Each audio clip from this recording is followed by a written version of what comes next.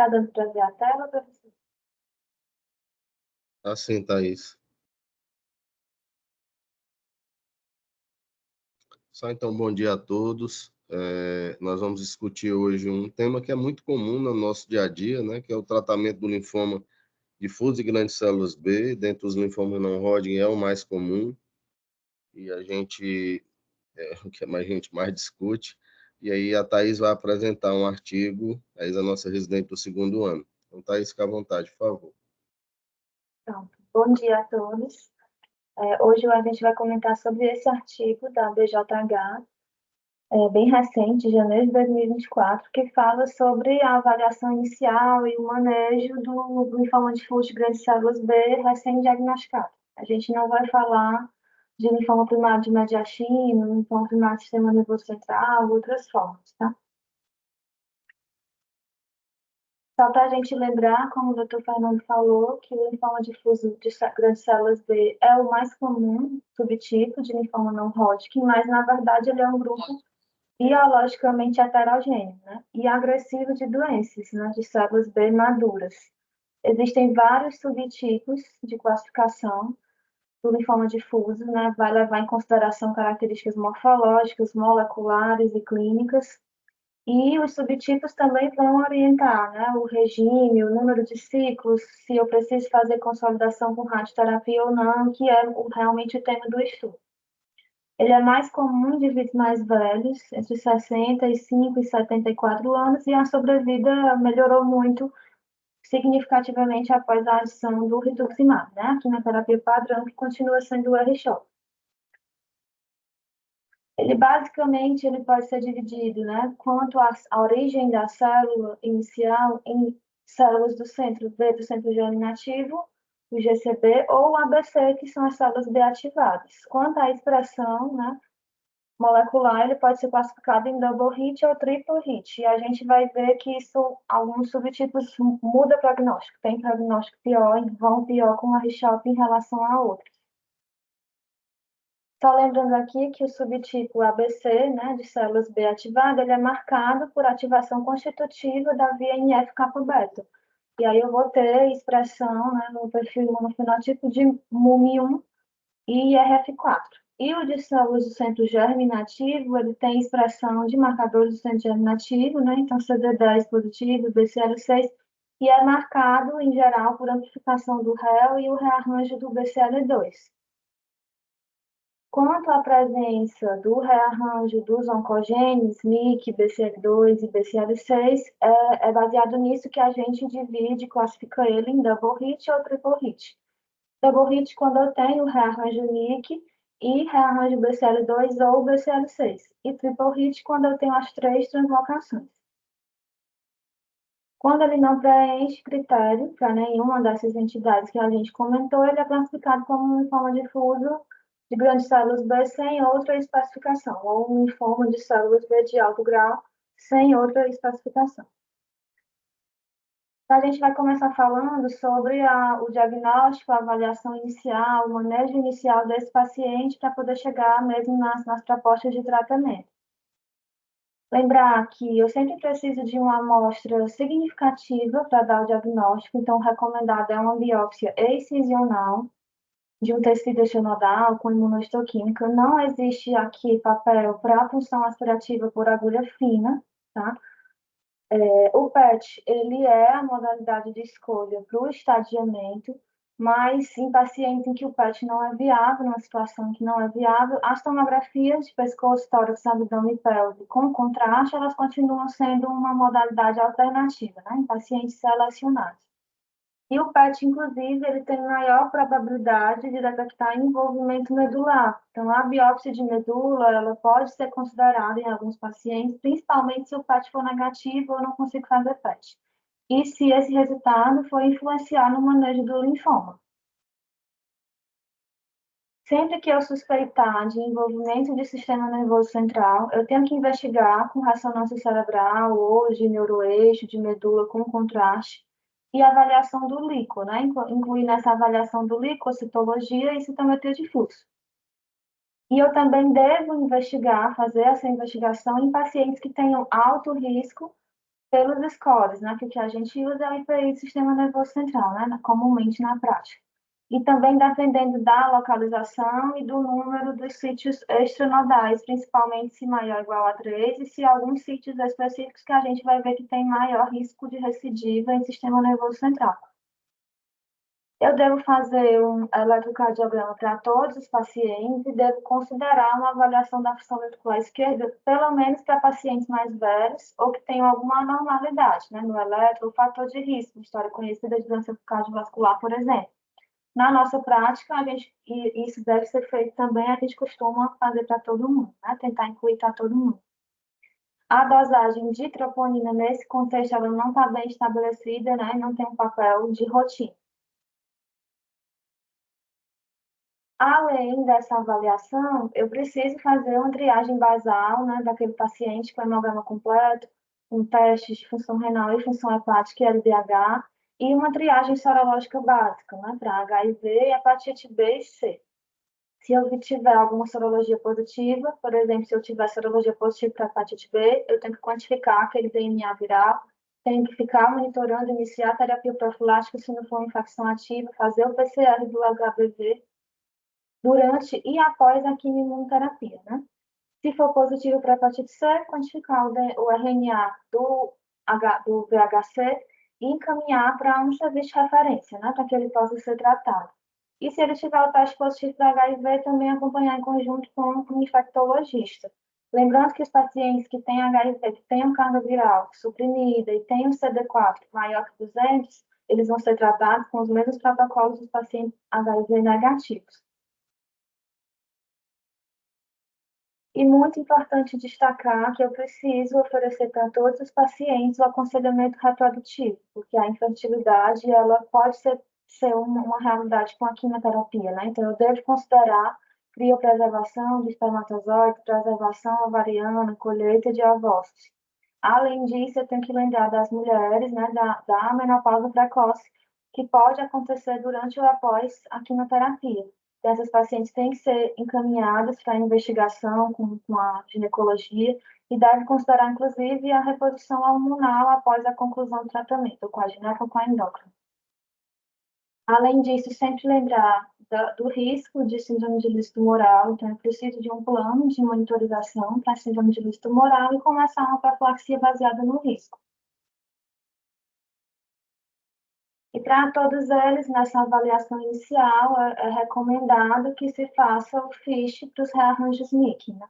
E quando eu tiver um MIC rearranjado, eu preciso avaliar o parceiro gênico de imunoglobulina e o FISH para rearranjo de BCL2 e BCL6. Porque essas doenças, ela tem uma biologia molecular distinta, né? E em geral, ela é mais agressiva. Aqui é só uma tabelinha com esse resumo dessas investigações de linha de base que eu devo fazer de forma inicial para todos os pacientes recém-diagnosticados, que foi o que a gente acabou de comentar, tá? Quanto à avaliação prognóstica, né? Existem vários scores que podem ser utilizados, mas na prática o que a gente usa é o IPI, né? Desde 93, quando ele foi descrito. Leva em consideração vários fatores, idade, LDH, o ECOG, a performance status, né?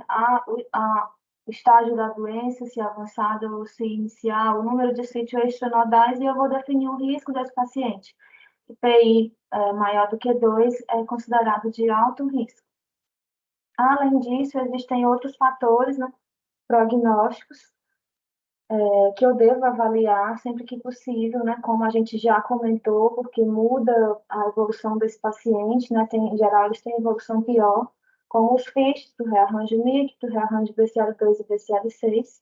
Mas, além disso, né, sempre avaliar a presença de doença volumosa, e aí é conceitualmente definida como maior ou igual a 7,5 centímetros, além das mutações do gene TP53 e de uma assinatura de expressão gênica de alto grau molecular. Quais cuidados de suporte, né, eu preciso estabelecer para esse paciente? Eu sempre devo considerar encaminhar para alguma especialidade relevante, né, cardiologia, endocrinologia, qualquer outra que ele precisar, durante, antes ou durante o tratamento, né?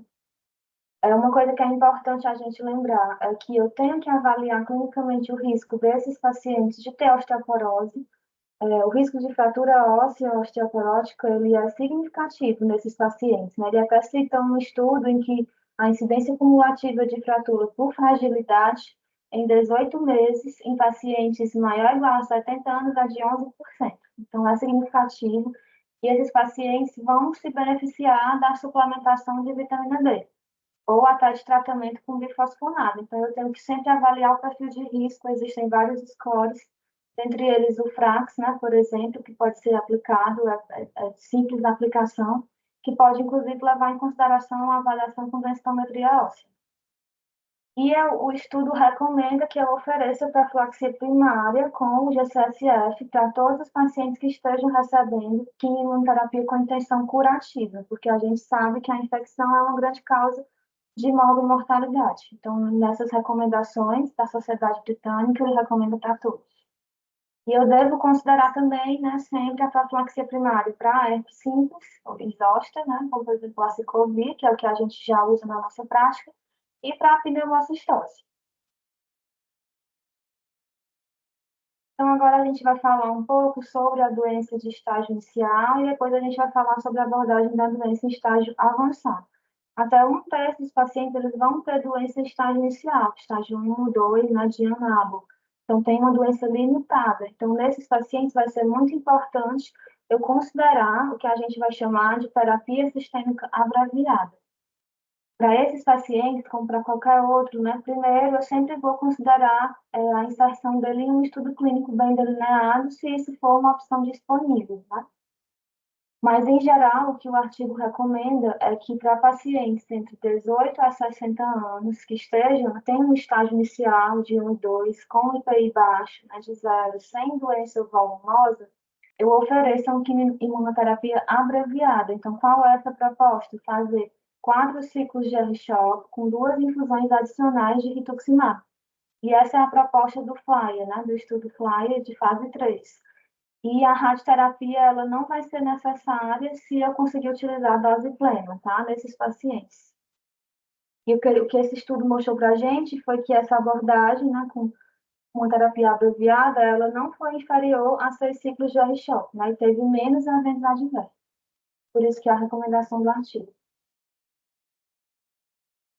Já para pacientes entre 61 a 80 anos que têm doença em estágio inicial, estágio 1 e 2, também com IPI 0, sem doença volumosa, eu devo considerar uma abordagem adaptada ao PET, que é o que traz para a gente esse estudo LISA, né? LISA NIH, LNH, que foi também de fase 3, né? Eu devo realizar, então, um PET ínterim após 2 ciclos iniciais de R-CHOP e, com base na resposta metabólica completa, eu vou definir os passos seguintes. Se eu tiver uma resposta metabólica completa, então, se eu tiver Delville 1 a 3, eu vou completar o tratamento com mais 2 ciclos de R-CHOP. Se eu não tiver uma resposta metabólica completa, eu tiver um Delville 4 ou 5, eu vou fazer mais 4 ciclos adicionais de R-CHOP e vou seguir com consolidação com radioterapia, né, de sítio envolvido. O que ele mostrou para a gente é justamente isso, né, que essa abordagem não foi inferior a 6 ciclos, né, de cara de R-CHOP. A diferença é que o LISA, esse estudo LISA, ele incluiu, na verdade, pacientes de 18 a 80 anos, mas aqui no nosso artigo ele recomenda essa abordagem para essa faixa etária, de 61 a 80. Quando eu não vou considerar, né, uma estratégia adaptada ao risco, não é a minha realidade, eu não tenho o PET disponível, por exemplo, para fazer essa abordagem direcionada pelo PET, eu tenho outras possibilidades, né, para esses pacientes menos de 80 anos, com estágio 1 e 2 e IPI 0 a 1. Primeiro, eu posso optar por uma modalidade combinada, né, com 3 a 4 ciclos de R-CHOP, seguidos de consolidação com radioterapia. Ou eu posso optar por uma abordagem com 6 ciclos de R-CHOP sem radioterapia, principalmente quando eu considerar que os riscos da radiação não são altos demais. E, na verdade, o que os estudos mostram é que os resultados entre essas duas abordagens, eles parecem ser semelhantes. Então, não existe uma preferência uma em relação à outra.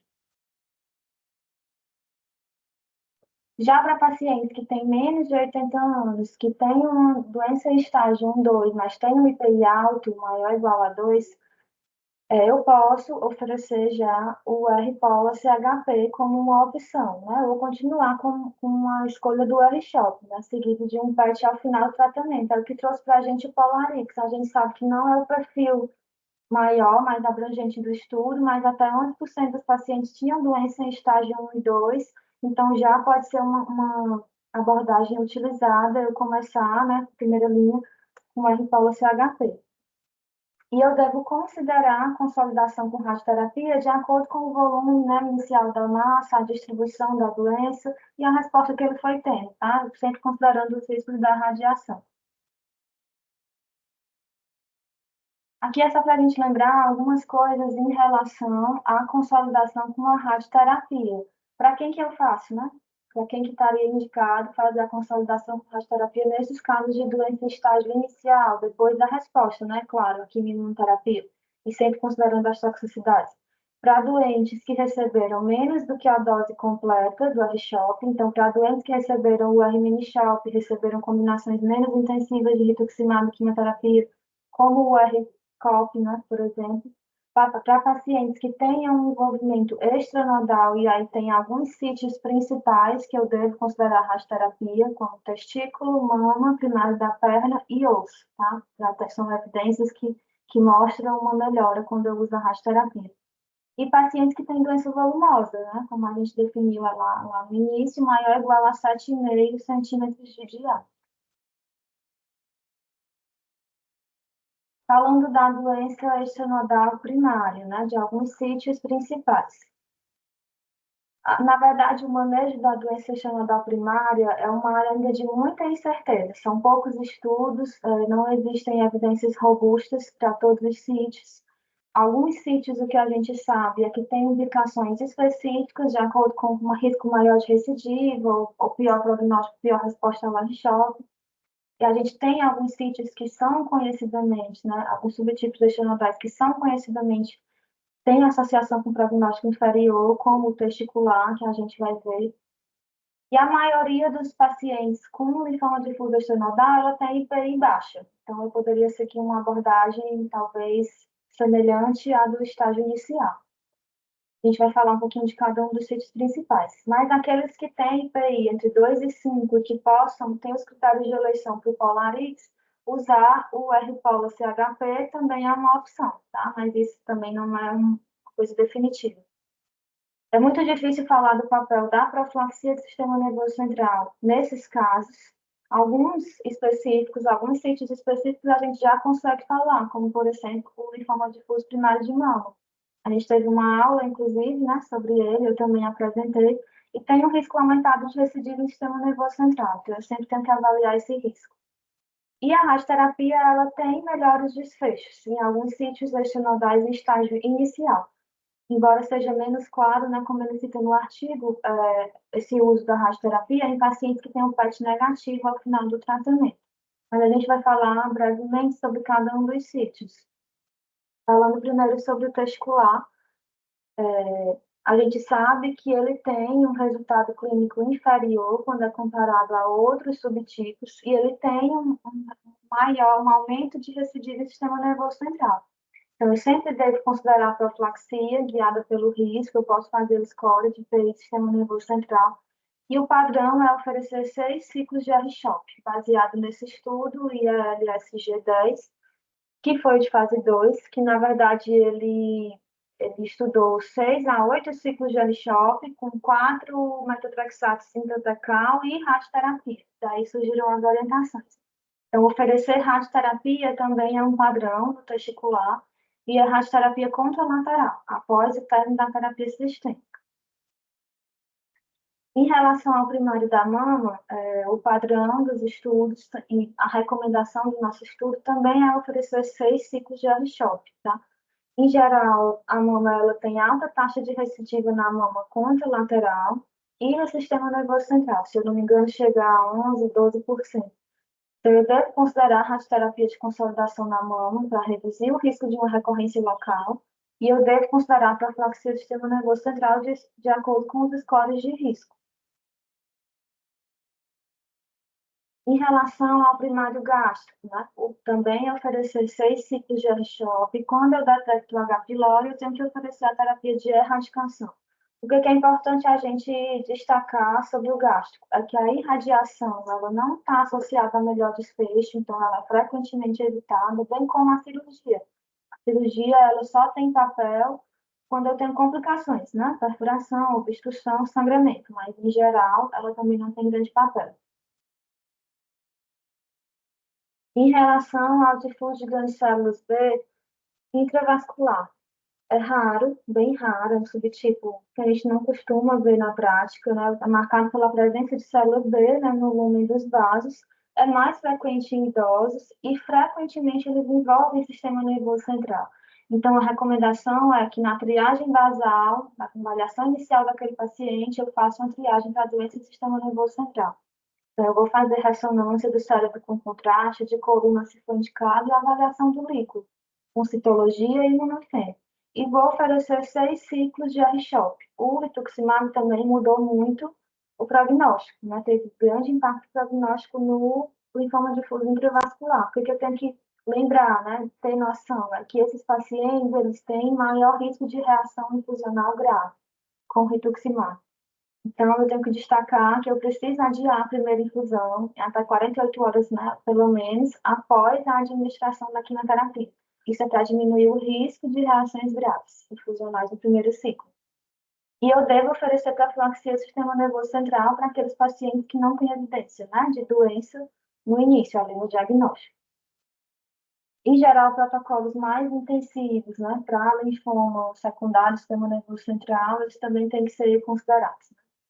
Eu devo pensar neles, né, como o uso de algum protocolo com metotrexato em alta dose. Em relação ao difuso cutâneo primário da perna, também é raro, ele costuma ser também mais comum em idosos e são tumores de crescimento rápido que podem se disseminar para sítios extracutâneos. O padrão também é oferecer 6 ciclos de R-CHOP, mas também a radioterapia de consolidação, tanto para tumores de massas volumosas localizadas quanto não volumosas. Então, o padrão é fazer rádio de consolidação. Em relação ao difuso primário do osso, também 6 ciclos de R-CHOP e também considerar a radioterapia.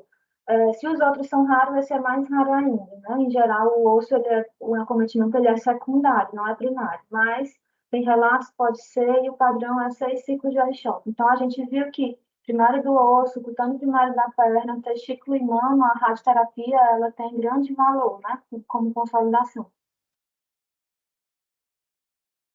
E agora falando um pouco da doença avançada, tá? Que vão ser grande parte dos nossos pacientes. A primeira recomendação é sempre considerar um ensaio clínico bem delineado, se for uma opção disponível, tá? Para esse paciente.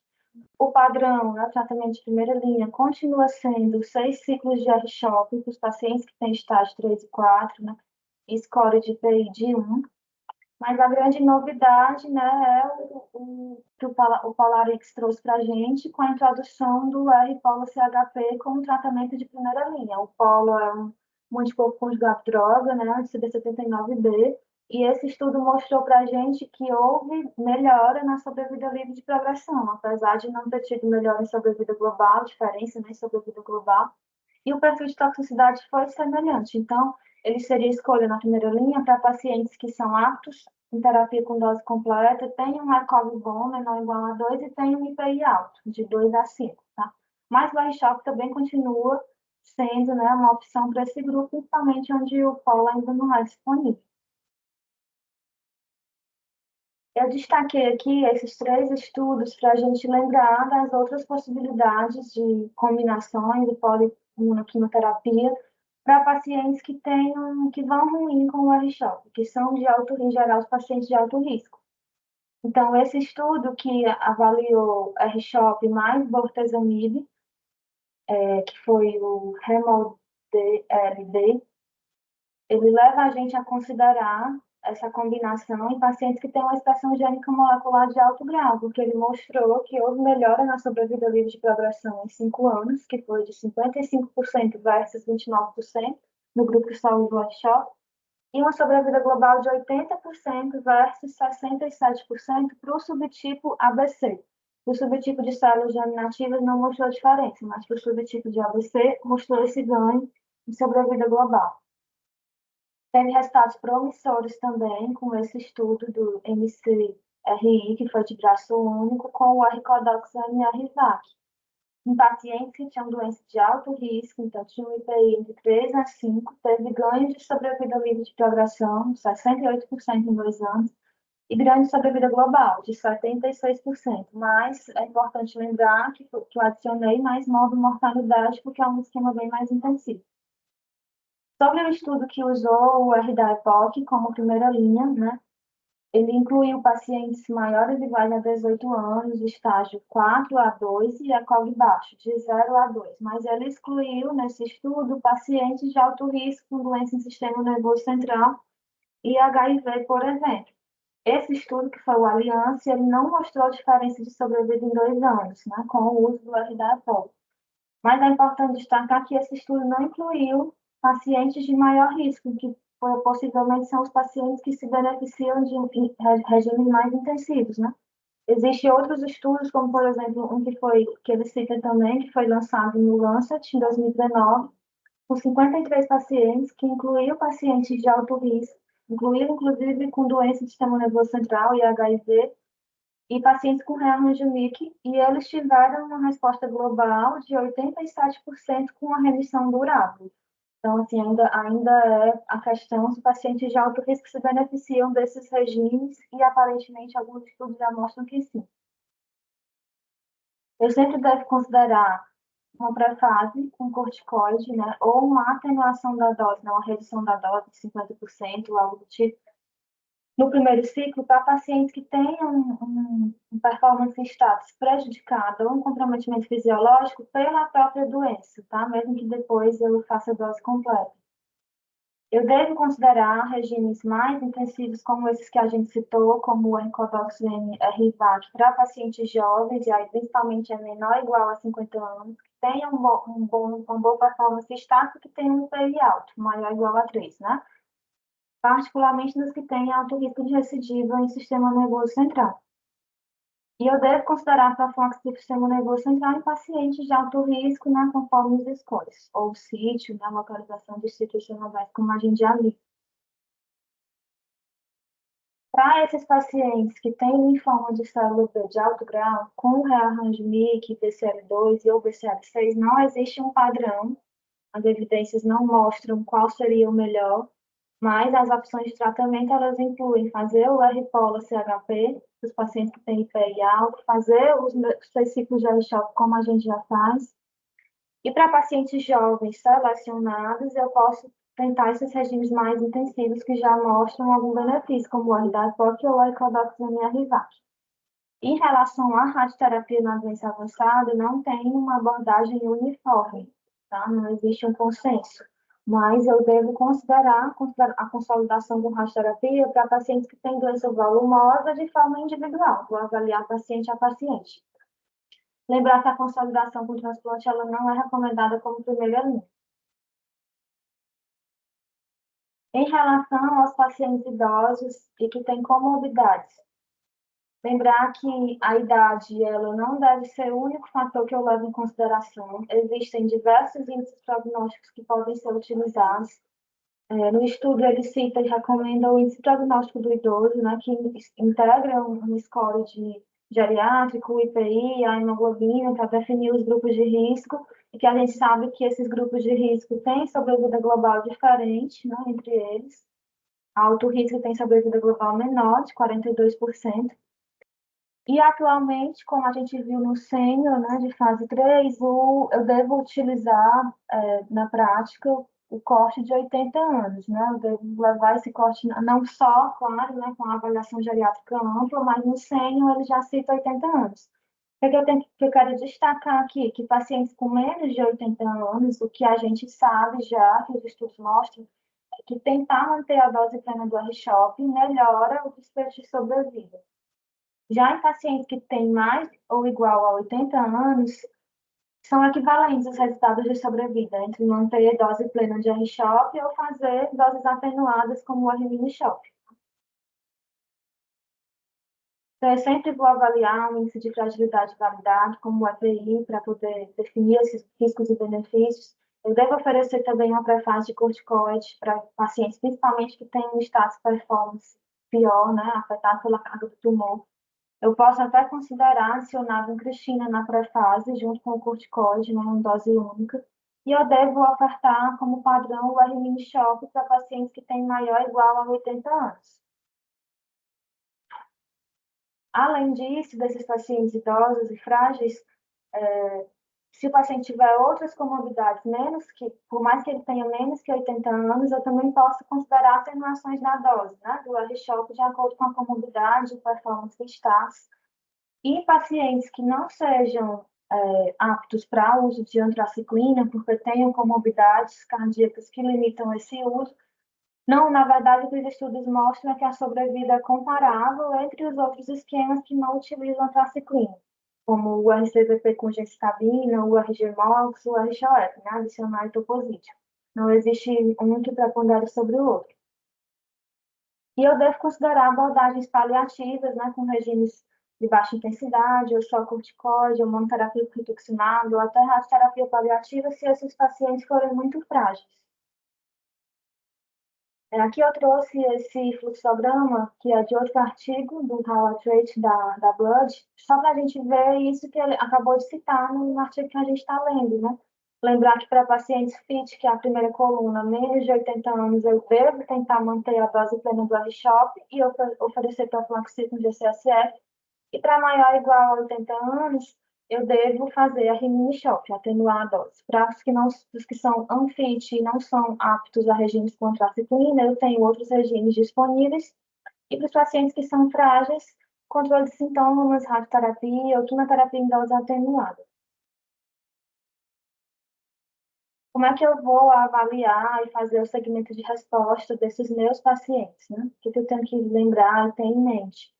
É que o PET, ao final do tratamento, ele deve ser feito e ter resposta metabólica completa é um preditor independente de sobrevida livre de progressão e sobrevida global.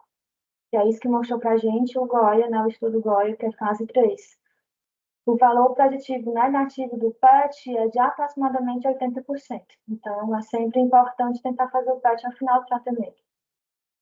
E quando eu tenho a suspeita clínica de uma doença residual, fazer a biópsia sempre que possível, antes de iniciar o tratamento de segunda linha. Eu devo considerar, né, nessa avaliação de resposta, como a gente já viu anteriormente, realizar um PET após 2 ciclos de quimioimunoterapia, para ter uma avaliação precoce da resposta.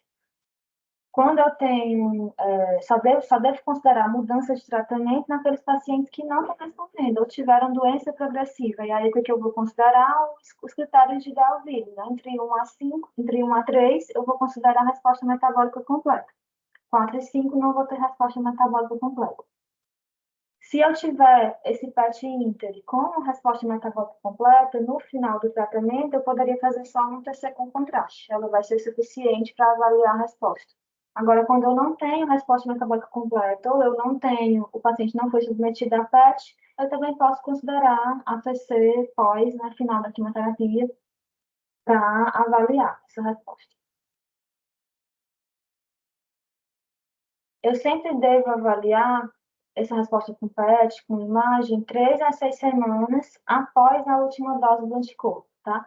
E essas imagens que são feitas ao final do tratamento, elas, se eu for fazer radioterapia de consolidação, idealmente elas devem ser feitas antes dessa nova terapia, né, da modalidade combinada. Quando eu vou fazer a radioterapia de consolidação, eu devo dar um intervalo entre a quimioterapia, então, em geral, a recomendação é começar de 6 a 8 semanas após a conclusão da quimioterapia primária. E quando eu termino a radioterapia, idealmente eu devo fazer uma nova imagem em até 12 semanas. O que a gente sabe também sobre o PET é que o valor preditivo positivo, quando eu não tenho resposta metabólica completa, é variável. Então, a recomendação é que quando eu tente fazer uma biópsia antes de um tratamento secundário, né? Não me baseie só no PET. E pacientes que tenham algum foco residual de captação, com FDG, eu devo tentar fazer a biópsia nas lesões ávidas sempre que possível, mas quando não é possível, eu posso considerar repetir um PET no intervalo de 8 a 12 semanas, quando eu tenho também incerteza, né, desses achados, e eu devo considerar a irradiação de sítio envolvido quando eu tenho lesões únicas, né, que é suspeita de doença residual, mesmo quando a biópsia não for viável. Era isso, eu abro agora para os comentários.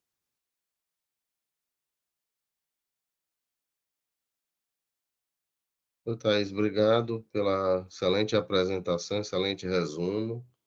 E eu acho que, assim, eu sempre gosto muito do guideline britânico, porque eles são muito conscienciosos, né, com o uso dos recursos. E isso ajuda muito a gente fazer a coisa da maneira certa. Então, eu queria abrir para comentários, eu queria solicitar que o Guilherme fizesse aí algum comentário sobre a sua aula ou a apresentação. Bom dia, doutor Fernando. Tá me escutando? Estou ouvindo bem. Bom dia, pessoal. Queria, primeiramente, agradecer, né, parabenizar a brilhante apresentação da Thaís. Gosto muito desses artigos que vai desde faz um breve resumo da doença, depois vai do diagnóstico, da expressão de risco até o tratamento. Eu queria só destacar, assim, a importância da gente saber estadiar bem e estratificar bem o nosso doente, né? Que a partir da estratificação, a partir do estadiamento, a gente consegue definir o melhor esquema terapêutico para esse doente, inclusive evitar a toxicidade. A gente viu que em doenças em estágios mais iniciais, a gente não necessariamente precisa fazer 6 ciclos de R-choque, né? A gente consegue colocar um PET aí durante entre os ciclos de quimioterapia e a partir daí definir, né, quantos vão ser ainda necessários. Saber bem estratificar, né, porque talvez vai ter alguns pacientes que vai ter que se beneficiar vai ter uma doença mais avançada e vai se beneficiar um pouco mais de uma terapia mais intensiva, como, por exemplo, o R-da-EPOC. Apesar de algumas populações, a gente sabe que não tem tanto benefício do R-da-epox em relação a R-choque, vai aumentar mais a toxicidade. Eu fiquei só uma dúvida, Thaís, naquela hora ele orienta fazer FISH, né? Ele orienta lá fazer FISH para MIC, BCL2 e BCL6.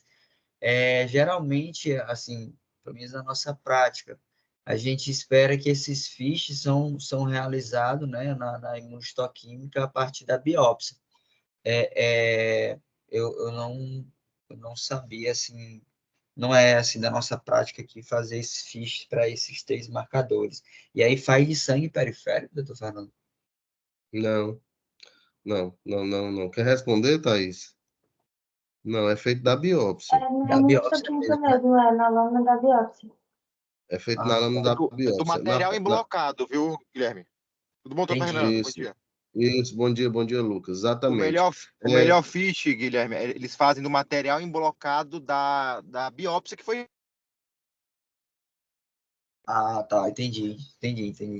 Deixa eu só fazer um comentário, Guilherme. A gente tem no privado, a gente tem acesso, tem feito isso até de maneira, eu diria até bastante ampla, porque não é raro você ter a expressão desses marcadores, tanto do MIC, BCL2 ou BCL6, na biópsia, e ser feito o fiche no material do bloco, como o Lucas está colocando, e não se confirmam algumas vezes. Assim, para mim, inclusive na minha pequena experiência, mais de 50% não confirma. Tá? Então, acaba que eu não sei o grau de correlação entre a expressão, que é o que tem quando você faz na imunistoquímica, e, na verdade, a presença realmente das alterações, tanto da mutação do CMYC, do BCL2 e do BCL6, que é o que caracterizaria do double hit ou triple hit, né? Triple hit. Quando você não consegue fazer o FISH, você fala dupla expressão ou tripla expressão, tá? Então, essa Tem um dado seria... interessante, né, doutor Fernando? Que os pacientes que são ABC, né, pós-centro germinativo, ou ABC, seja como for, eles tendem a ser mais duplo e triplo expressores, mas dificilmente, é mais raro que eles sejam double ou triple hits. Já os centros germinativos, eles são mais raramente duplo ou triplo expressores, mas quando... Lucas, tua conexão está falhando um pouco. Pode repetir a última frase, por favor. Perdão, eu estou dirigindo, então às vezes é difícil. Não, Mas, ó, cuidado. não, mas Com relação... eu tô no áudio, tá no alto-falante. Quando é centro germinativo, a chance de ser um duplo expressor, ser double hit, é maior do que quando é um duplo expressor sendo um ABC, sabe? Então a gente tem uma positividade maior do FISH quando é centro germinativo. Não sei se ficou Isso, claro agora. exatamente. Isso é um dado, inclusive, às vezes serve de orientação, né? Para a gente ficar atento a isso aí. Um comentário que eu queria fazer, pessoal, sobre a apresentação da Thaís, que é muito, principalmente para os residentes de clínica, para os internos, né? E para todo mundo, mas principalmente para vocês, com alguns aspectos do diagnóstico, tá? O linfoma difuso de grandes células. Então, vocês vejam que no começo da apresentação da Thaís, foi colocado biópsia por agulha fina, não se presta para esse tipo de exame. Nós precisamos do tecido, tá? Então, é muito comum, por inúmeras razões, às vezes por desconhecimento, ou mesmo pela facilidade, pela agilidade da biópsia de agulha fina, os doentes chegarem para nós com dois cenários. Primeiro, uma hipótese diagnóstica de doença linfoproliferativa não confirmada, porque fez uma biópsia de agulha fina, ou até uma biópsia de agulha fina em que não define muito bem o subtipo histológico. Então, saber se é linfoma ou não é importante, mas saber que tipo de linfoma a gente tem é mais importante ainda para tratar. Então, a gente não recomenda biópsia por agulha fina e está muito claro aí nesse guideline. E na nossa prática é assim também, tá? Outra coisa que a gente não, infelizmente, no serviço público não tem acesso, que é criopreservar os espermas e ovócitos, né? Ou mesmo tem projetos, a gente já teve aqui na faculdade, projetos de preservação de faixas de tecido ovariano, somente para pacientes com câncer de mama. Era um projeto de um colega da ginecologia, mas esse projeto encerrou. E aí, infelizmente, a gente tem essa dificuldade aí na questão da fertilidade, né? Outra coisa que eu acho que é muito importante falar é com relação à biópsia de medula óssea, tá? Como o PET-CT não é algo disponível para nós com muita facilidade no SUS, então a gente faz, mas a gente faz de maneira, digamos assim, mais econômica, né? O acesso é um pouco mais restrito.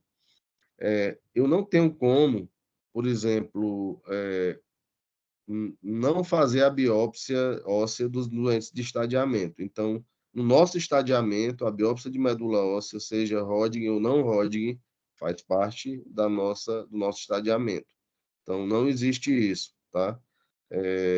E aí tem uma outra questão que eu acho que é muito importante.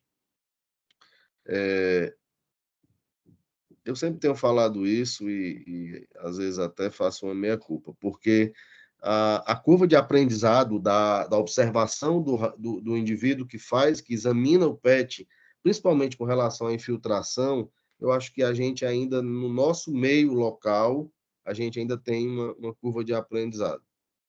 E que, obviamente, que é importante e tal, não vai nenhuma crítica, mas é mais um cuidado, uma preocupação que eu tenho. Então, eu ainda faço biópsia de medula óssea Sei que para o doente não é o ideal, porque é um exame doloroso, né? Mas para eu estadiar adequadamente e ter certeza que não tem infiltração da medula, muitas vezes eu acho que a biópsia não pode ser desconsiderada, e eles inclusive colocaram aí como PET negativo, né, Thaís? A biópsia sendo mandatória, né? Assim? Você pode Isso, falar sobre isso? exatamente. É o que ele coloca mesmo, que o PET ele é melhor para ver infiltração medular, ele é mais sensível, mas se o PET for negativo, aí eu também tentaria a biópsia. Eu acho que a gente precisa ter esse cuidado. Uma outra questão é que eu acho muito interessante, que aí é mais um observacional mesmo, quando o PET foi desenhado e colocado o PET Inter, principalmente no linfoma de Hodgkin, a gente não tinha muito essa clareza do uso do PET para o linfoma não Hodgkin, principalmente com essa proposição após o PET Inter após 2 ciclos, né? No linfoma não Hodgkin. Então, eu acho que isso é muito interessante. Uma outra observação, Thaís, que eu não sei se eles fazem um comentário, mas eu acho que é uma discussão muito importante. Com que frequência, após a remissão do doente, você realiza PET Interim? Com que frequência? Existe algum comentário sobre isso? O comentário que ele faz não é para os pacientes que estejam em remissão metabólica completa, né? Para aqueles que parecem ter ainda alguma doença residual e você não consegue fazer a biópsia ou ficou na dúvida do achado, e aí você repetiria. Mas para a resposta metabólica completa, ele cita só que esses exames não têm grande ganho. Eu fico fazendo bioquímica de 3 em 3 meses, avaliando clinicamente.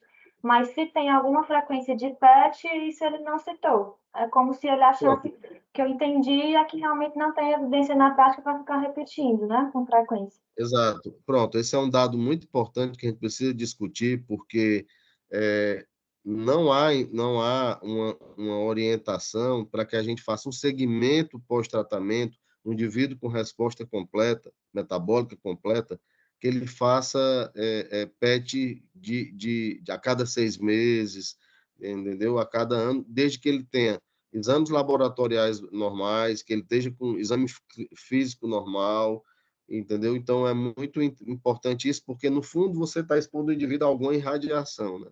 Então isso não é todo bom, certo? Eu gostaria de saber se alguém quer fazer algum comentário, doutora Helena quer fazer algum comentário, alguma pergunta.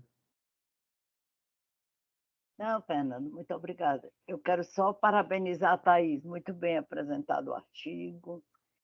E eu gostei quando o Guilherme começou dizendo que uma coisa importante é um bom diagnóstico, né? Um diagnóstico correto, um diagnóstico preciso, que às vezes nem sempre é fácil, com tantos detalhes que se tem hoje em dia. Você sabe que eu nunca fui amigo de linfoma não Hodgkin, né? Mas meus parabéns, Thaís, Guilherme, Lucas. Muito bonita a discussão. Obrigada, doutora. Eu quero fazer. Obrigado, doutora Helena. Eu quero fazer um comentário Obrigado. que relação. São duas coisas fundamentais: diagnóstico, pessoal, e tratamento adequado, né? Então, a gente tem uma coisa que é muito, muito preocupante para mim. O Lucas sabe disso, o Lucas está no transplante junto comigo, que nós temos aí 38,4% na nossa fila, a última avaliação que nós fizemos, nas doenças linfoproliferativas, de pessoas que chegam na fila do pré-transplante e que são inelegíveis para transplante porque são quimiorrefratárias, tá? E certamente isso passa por diagnóstico tardio, passa por tratamento não ideal na primeira abordagem, e aí a gente sabe que a nossa realidade SUS é uma realidade muito complexa, que falta drogas, né? Eventualmente, agora mesmo a gente está com 2 drogas do linfoma de Hodgkin que a gente não está tendo, a gente está com dificuldade na bleomicina e na dacarbazina, especificamente no nosso serviço, e isso impacta, né, nos resultados, isso é um fato. Isso é uma realidade, não adianta, isso oscila, isso melhora, piora, então não adianta, a gente precisa lidar, enfrentar essa realidade e tentar melhorar de alguma maneira, resolver e ir trabalhando em cima disso. Mas é algo que a gente não pode esquecer, né? a gente tem adversidades que são próprias do nosso meio, né? E que fogem a esses guidelines, a esses protocolos. Tá certo? Eu queria pedir, então, que a Mariana Saraiva fizesse um comentário. Professor, bom dia. Queria, em primeiro lugar, parabenizar a Thaís pela excelente aula, certo? Algumas coisas que me chamaram a atenção no artigo seria o uso do GCSF para todos, né, que ele coloca até como recomendação B, que a gente não consegue transpor até por conta de dificuldade de acesso para todos os nossos pacientes, certo? Então, talvez uma coisa que a gente devesse considerar mais, tendo em vista comorbidades, dentre outras coisas, o uso do rotineiro. Ele comenta sobre a avaliação do risco de osteoporose, que normalmente a gente não costuma fazer, né, essa avaliação, e eu acho que é interessante a gente começar a avaliar os nossos pacientes, né? A gente está tratando alguns pacientes com difuso, mulheres mais velhas que já têm fatores de risco, e com certeza o FRAX score aí daria bem alto, e considerar o uso de vitamina D ou tratamento com bifosfonado, né? Ir atrás de densitometriose, fazer toda essa avaliação. Outra coisa interessante sobre o artigo seria o uso da radioterapia, né?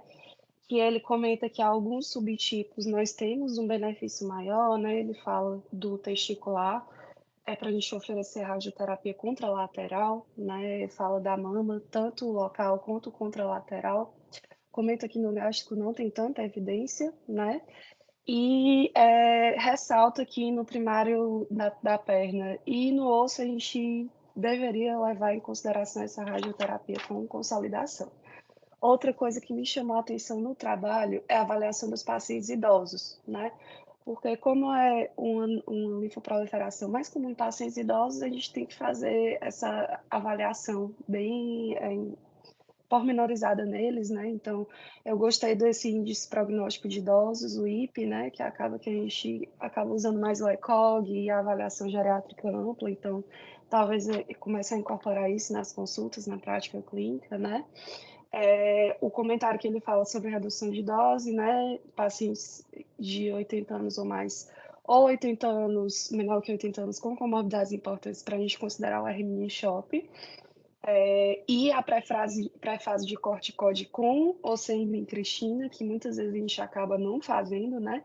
E até mesmo esses outros esquemas que não teria presença de antracíclico, como o RGMOX, o RGCVP e o RCOP. E sobre o PET Inter, que eu iria comentar, vocês já comentaram, né?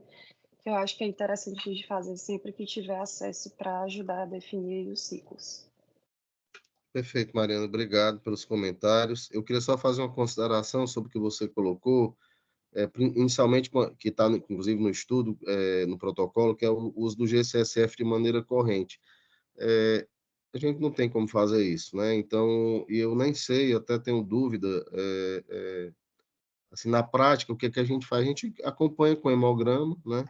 E nos primeiros ciclos, com raras exceções, os doentes não precisam, tá? Mas a regra que a gente tem utilizado, que é uma coisa muito, que eu acho que é muito interessante e que funciona bem, que é assim, aquele indivíduo desenvolveu a primeira neutropenia pós-quimioterapia, usando o SHOP ou R-SHOP, que seja, o próximo ciclo dele a gente já usa de maneira como resgate, né? Já faz a quimio, 24 horas depois já está indicado fazer o GCSF, tá? Então, isso a gente consegue fazer, tá? Mas indiscriminadamente para todo mundo, eu tenho até dúvida se isso é realmente um modelo ideal, tá? Com relação à questão da osteoporose, eu acho fundamental essa visão do doente como um todo, e principalmente porque são pacientes que usam corticoide, né? Então, acaba que a gente não pode esquecer disso. É fundamental. Com relação à estratificação, a radioterapia, você colocou, então, assim, a radioterapia ainda tem seu lugar, ela ainda é importante como um complemento, a gente utiliza muito. Se for doença bucal, eu não tenho dúvida, tá? Eu sempre encaminho, tá? Outra coisa que é importante, se tiver envolvimento de mama, testículo, ou mesmo infiltração óssea, tá, pessoal?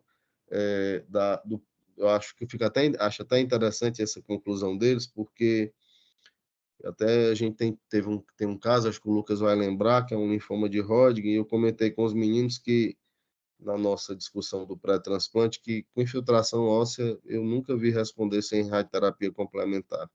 Então, acho que talvez, eu não sei se é o nível de concentração da quimioterapia, mas com osso envolvido, eu sempre irradio também. E outra questão que eu acho que é interessante, que ele fala da radioterapia, que é se você não... E a gente acaba fazendo isso na prática. Se você não consegue fazer a dose adequada toda por toxicidade, você pode ali complementar com radioterapia. Com relação especificamente à estratificação de avaliação de geriátrica, né, para o linfoma, tem um trabalho do grupo francês-italiano, que é do Nicola Poverelli, que é com o Critical Frail Scale. Acho que até, não sei se a Yara ainda está aqui, a Yara foi inclusive, Yara, acho que a Yara já saiu, mas ela estava na sessão, que foi, inclusive, o TCC dela, mas que a gente fez no pré-transplante halogênico, né? Mas você pode utilizar isso nos linfomas, inclusive ele foi desenhado para os linfomas. É bem interessante, é também uma escala geriátrica boa de utilizar, né? Hoje eu acho que não tem como tomar essas decisões sem definir se esse indivíduo é frágil ou não, porque aí você consegue balizar o que você está fazendo. Então, a gente chegou 9 horas, queria muito agradecer a Thaís pela apresentação, acho que foi muito boa, uma revisão muito boa para todo mundo. E eu deixaria, Thaís, para você finalizar. Pronto, professor, obrigada pelos comentários. Eu acho que é como o senhor falou, esse artigo ele é muito amplo, ele realmente traz as maiores evidências sobre tudo, sobre todas as questões, então acho que foi muito rico discutir sobre ele hoje. É isso, vamos levar todas essas recomendações para a nossa prática. Obrigada a todos. Perfeito. Boa semana. Pessoal, perfeito. A gente lembrar quem puder participar do encontro de prevenção e tratamento de recaídas, que a gente vai ter dia sexta e sábado, tá? É um encontro muito bom. Discute não só o transplante, mas discute, na maioria das vezes, a recaída, acaba indo tá junto, é um tratamento conjunto do hematologista e do médico hematologista transplantador. Então, todos estão convidados aí a participar quem não se inscreveu, por favor, se inscreva e espero vocês. Um abraço, bom resto de semana. Valeu. Tchau, tchau.